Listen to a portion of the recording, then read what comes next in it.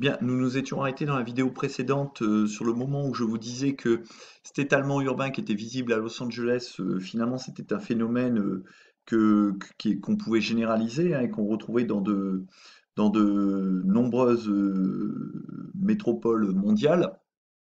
Et donc, vous pouvez voir justement comment les villes se sont étalées dans l'espace, et surtout récemment, en cliquant sur le lien qui est ici, et qui va nous permettre d'accéder au site internet sur la diapositive suivante. Alors normalement, vous arrivez sur le site, et puis vous cliquez sur la rubrique historique, et donc vous tombez sur ce qu'on appelle l'atlas de l'expansion urbaine. Alors, ces différentes vidéos qu'on va voir vont nous permettre de voir comment ces villes se sont étalées depuis les premières données qu'on possède sur ces villes, hein. Ça peut être des plans cadastraux, par exemple. C'est un programme de recherche qui a été conduit par l'Université de New York et qui vise à mieux comprendre et analyser l'expansion urbaine dans le monde. Alors, on va regarder l'expansion urbaine dans 4 villes, hein. On va commencer par une ville d'un pays développé. Ben, pourquoi pas justement commencer par une ville qui nous est chère et qui nous est proche, la ville de Paris. Alors, vous allez voir sur la diapositive suivante.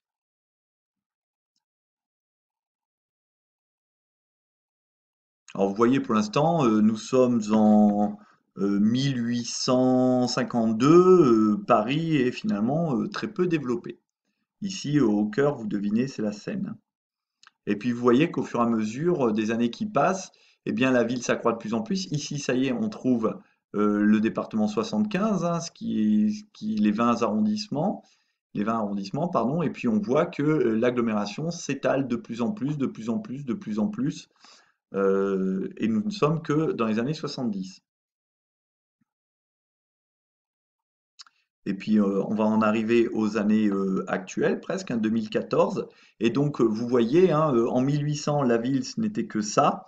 Et bien, 200 ans plus tard, on a une surface qui a été multipliée par un nombre incalculable de fois, ce qui montre que la métropole parisienne, dorénavant, s'étale bien au-delà du seul département de Paris, hein, du 75, et même bien au-delà de l'Île-de-France.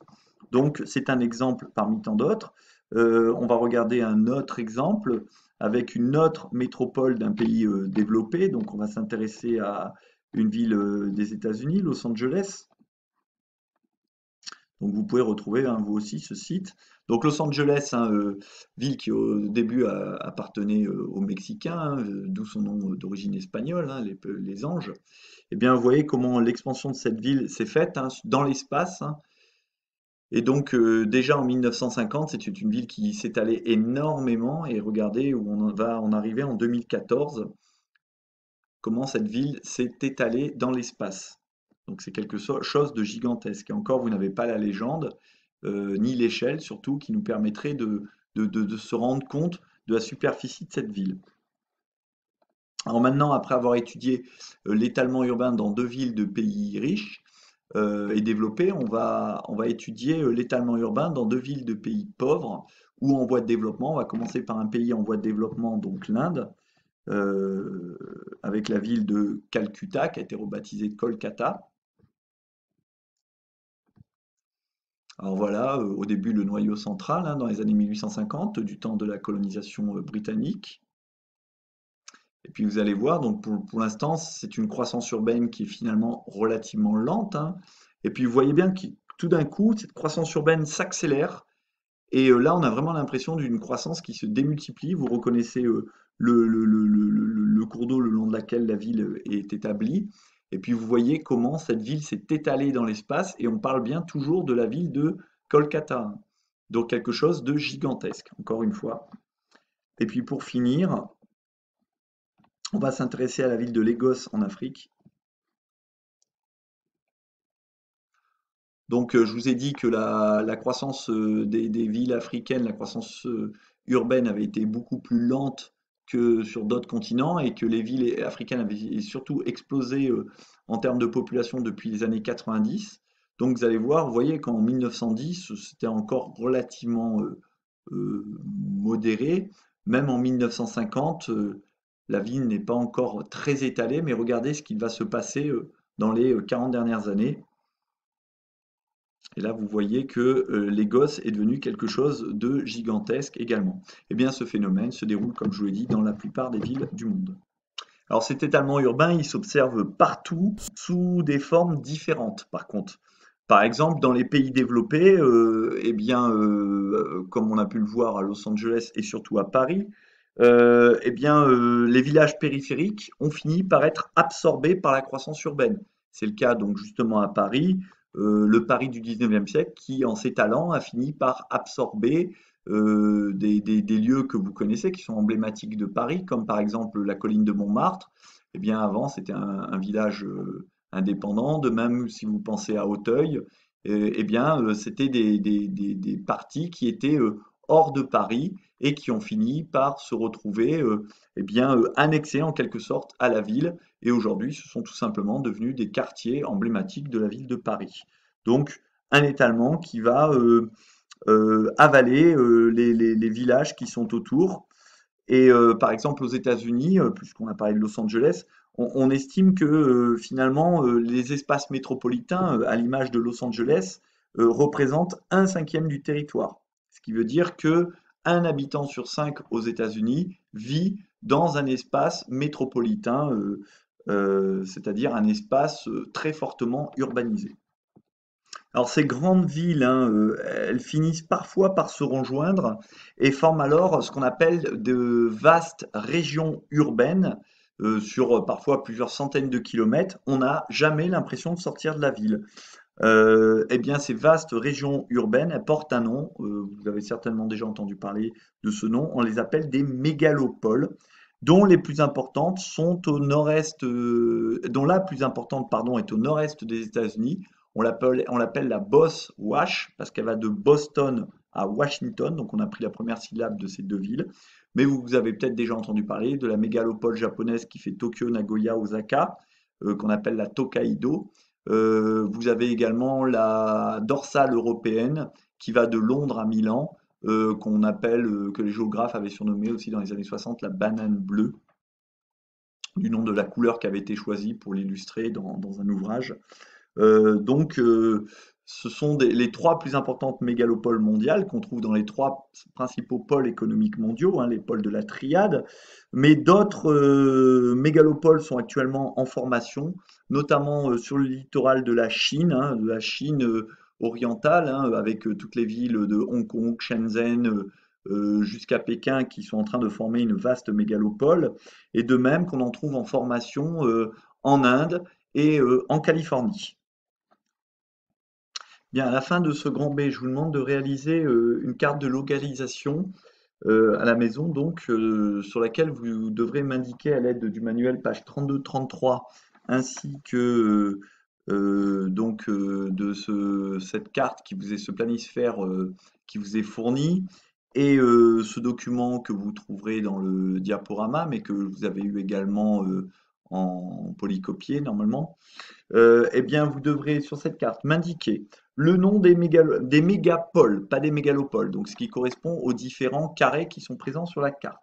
Vous devez m'indiquer le nom des villes qui ont connu une forte croissance depuis les 10 dernières années. Donc pour cela, il faudra regarder comment a été constituée la légende de la page 32-33 et essayer de me refaire la même chose. De même, vous devez m'indiquer le nom des continents qui vont compter le plus de nouveaux urbains d'ici 2050. Et donc, il va falloir choisir une couleur pour représenter également ces continents. Il faut enfin que vous m'indiquiez les principales mégalopoles. Donc, on vient d'en parler, les trois principales seraient de bon ton. Et je vous demande de réfléchir à la légende et au figuré. Et pour cela, eh bien, il faut s'aider de la fiche méthodologique pour réaliser un croquis et posséder de votre manuel, hein, vous regardez dans la page de garde, ici, vous avez les différents figurés qui sont utilisés dans le langage cartographique. Donc c'est juste dans la deuxième de couverture, hein, juste après ici, vous le trouvez. Et donc il faut s'aider de ceci pour faire ce croquis. Donc ce croquis, après, vous me le prenez, il sera à faire pour mardi. Donc je le vérifierai la semaine prochaine. Bien, on va poursuivre notre cours et en grand C, nous allons nous intéresser à l'urbanisation et voir qu'elle s'accompagne d'un processus de métropolisation. Donc, nous allons poursuivre notre étude de cas filé, hein, tout au long de ce chapitre. Et donc en petit 1, nous allons voir qu'au Brésil, on va se demander plutôt au Brésil comment le processus de métropolisation se traduit-il. Alors pour vous illustrer ce processus de métropolisation, hein, je vous ai mis une photo de Sao Paulo, hein, la métropole de rang mondial brésilienne. Et donc ici, vous retrouvez un peu les notions d'étalement urbain que l'on a pu voir concernant Los Angeles. Et vous retrouvez également cette forme d'uniformisation des paysages que l'on attribue parfois à tort et parfois à raison, mais ici peut-être plus à raison parce qu'on voit énormément de buildings. Donc uniformisation des paysages urbains que l'on remarque souvent dans la plupart des métropoles. Donc dans cette partie, on va s'intéresser plus particulièrement à Sao Paulo, donc la métropole de rang mondial, mais qui est également la première ville du Brésil en termes de population, hein, on l'a déjà vu, 22 millions d'habitants, mais aussi en termes de PUB. Alors qu'est-ce que c'est que le PUB? Eh bien le PUB, en fait, c'est le produit intérieur brut, que vous connaissez sur l'abréviation PIB, mais qui se calcule à l'échelle d'une agglomération, parce qu'on parle de produit urbain brut. Donc c'est le PIB, mais à l'échelle d'une agglomération. Donc c'est la valeur totale de production de richesses dans un territoire. Pour résumer, c'est la valeur de production des richesses dans le territoire de Sao Paulo, puisqu'ici on dit que le PIB de Sao Paulo est le premier du Brésil. Euh, il existe, sachez-le aussi, le produit urbain métropolitain. Là, ça serait à l'échelle de la métropole. Mais ici, on est à l'échelle d'une ville, donc on parle de PUB. Donc vous retrouverez cette définition, et je l'ai indiqué dans la trace écrite, page 317. Je ne vous l'ai pas mise, mais sachez qu'elle est à connaître. Alors, pour répondre du moins à cette question, hein, comment le processus de métropolisation se traduit-il? Vous auriez été en classe, on aurait utilisé le document 3, page 16, qui s'intitule Sao Paulo, capitale économique et métropole émergente. Et je vous aurais demandé dans un premier temps de relever dans ce texte les éléments qui montrent la métropolisation de Sao Paulo. Donc, vous vous souvenez, hein, la métropolisation, donc la concentration des fonctions de commandement au sein des grandes métropoles. Et donc, vous auriez pu remarquer que dans ce texte, que Sao Paulo concentre les fonctions de commandement dans le domaine économique, hein. Notamment, il est indiqué que Sao Paulo est le principal pôle industriel de l'hémisphère sud, que Sao Paulo concentre des activités innovantes, des activités bancaires, que Sao Paulo concentre également une bourse avec des activités financières, et que Sao Paulo concentre 28 sièges de FTN, c'est-à-dire des firmes transnationales, dont vous retrouvez la définition également à la fin du manuel. Page 314, hein, où il vous est dit une FTN, c'est une grande entreprise dont les activités se déploient dans plusieurs pays et souvent plusieurs activités. Donc vous avez des exemples de FTN mondiales, hein, vous en connaissez, McDonald's, Coca-Cola sont des FTN. À l'échelle française, on peut citer Michelin, Total, ou Peugeot, Renault, qui sont des FTN, c'est-à-dire qui ont des succursales, si vous voulez, des filiales dans plusieurs pays dans le monde. Donc on trouve des usines Peugeot en Chine, on va en trouver en Inde. Eh bien, on parle d'une FTN, firme transnationale, c'est-à-dire qui va au-delà de sa nation, qui se diffuse dans différentes nations, dans plusieurs nations. Alors, outre les fonctions de commandement, l'autre élément qui montre la métropolisation de Sao Paulo, c'est le fait que Sao Paulo concentre et commande les réseaux de communication, hein. Elle est à la tête des réseaux nationaux dans le domaine du transport au Brésil, notamment le réseau aérien avec un aéroport gigantesque, le réseau ferroviaire, hein, c'est un important nœud de circulation, le réseau numérique également, qui se concentre et qui passe par Sao Paulo. Donc on dit que Sao Paulo est en situation de hub. Alors le hub, c'est encore une définition que vous retrouvez page 315 de votre manuel, hein. Hub, ça veut dire en anglais un nœud, hein. En fait, ici, c'est une plateforme de correspondance entre les lignes internationales et ou les lignes intérieures et aériennes. Donc c'est un nœud de communication, un hub, et qui concentre donc les différents réseaux de communication. Cette situation de hub va polariser l'espace national et va faire de Sao Paulo une ville extrêmement attractive dans de nombreux domaines.